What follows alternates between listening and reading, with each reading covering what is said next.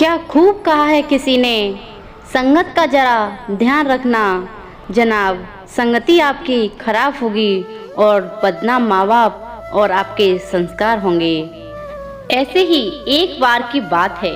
एक बार एक जंगल में बहुत बड़ा पेड़ था और उस पेड़ पर एक बाज ने घोंसला बना रखा था और उस पेड़ के ठीक नीचे ही एक मुर्गी ने भी एक घोंसला बनाया था और उस घोंसले में अंडे दे रखे थे। एक दिन एक बाज का अंडा उन मुर्गियों के अंडों के बीच आकर गिर जाता है। जब अंडे फूटते हैं तो उनमें से एक बाज का बच्चा बाहर निकलता है और निकलने के बाद वह यह सोचकर बड़ा होता है कि वह एक मुर्गी का बच्चा है।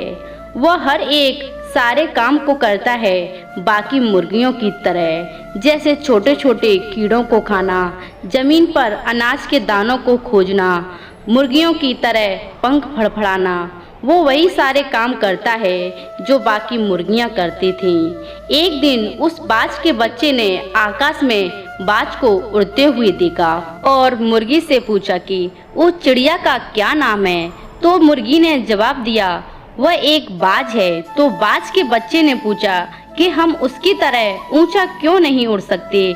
मुर्गी ने बताया कि क्योंकि हम मुर्गी हैं और वह एक बाज है। वह एक शानदार चिड़िया है, लेकिन तुम उसकी तरह नहीं उड़ सकते क्योंकि तुम मुर्गी हो और बाज का बच्चा अपनी सारी जिंदगी मुर्गियों के बीच रहकर मुर्गियों की तरह बिता देता है और उसे थोड़ा सा भी अंदाजा नहीं होता है कि वह एक पक्षियों का राजा है। तो दोस्तों, कई बार हम भी अपने अंदर के बाज को मार देते हैं, मुर्गियों के बीच रहकर मुर्गियों की तरह बन जाते हैं। हम भी उस बाज के बच्चे की तरह एक गलत माहौल में प्रवेश कर जाते हैं और उन छोटी सोच वाली मुर्गियों के साथ रहते हैं जिनका कोई अस्तित्व ही नहीं है और इसी की वजह से हम अपने अंदर के बाज को कभी जगा नहीं पाते हैं।